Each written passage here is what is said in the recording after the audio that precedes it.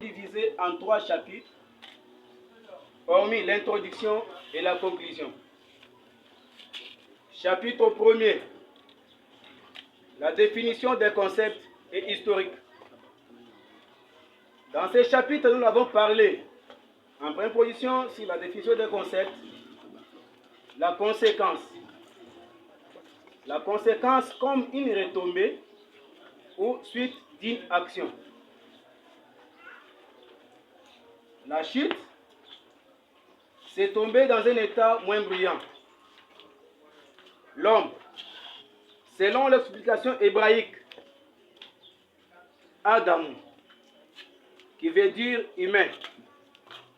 Il a aussi pour racine Adama, qui signifie les sols, dérivé des dames rouges.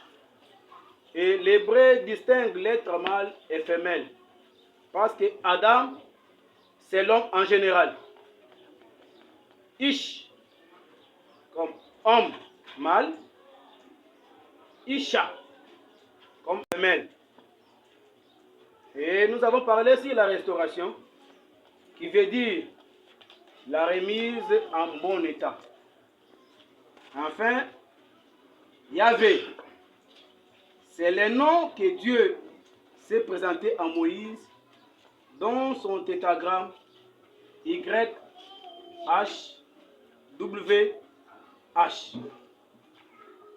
Pour conclure le chapitre 1er, on parlait sur l'historique de la chute. Et nous avons vu l'état de l'homme avant la chute et après la cause de la chute. Deuxième chapitre est intitulé Les conséquences de la chute.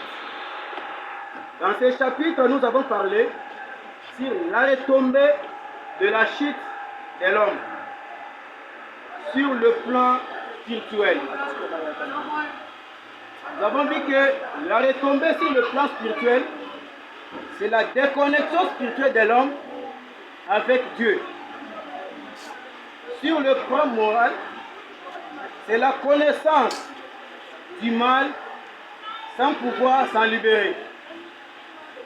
Sur le plan physique, nous avons vu la mort, la maladie, la souffrance.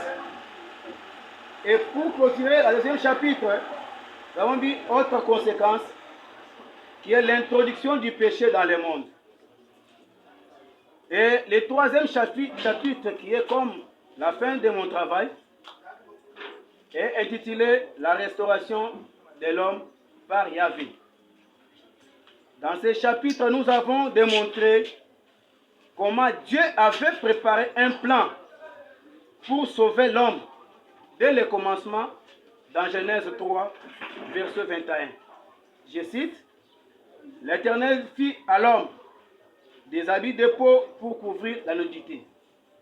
Et il a promis que la postérité de la femme va écraser la tête du serpent. » Tout cela illustrait déjà le plan salvatrice de Dieu pour l'homme qui s'est manifesté en Jésus-Christ. Je dis et je vous remercie, président du jury et membres du bureau du jury. Le travail est présenté et défendu par votre étudiant Timanga Esaïe, leader. Je vous remercie.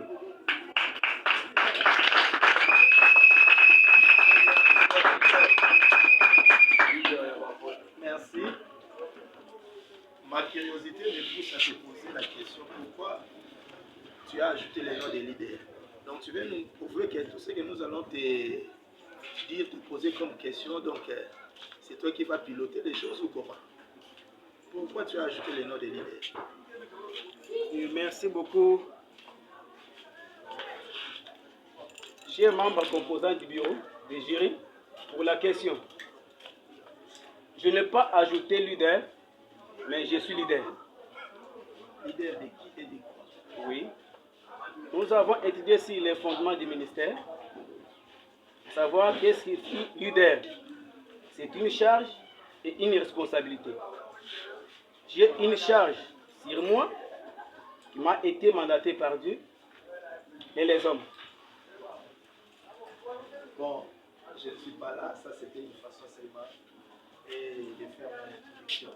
Je suis très ravi de la manière dont vous venez d'exposer votre discours. Alors nous allons passer au questionnaire, tout simplement pour savoir si ça venait ou si ça vient de vous, ou si vous avez fait seulement les plagiats.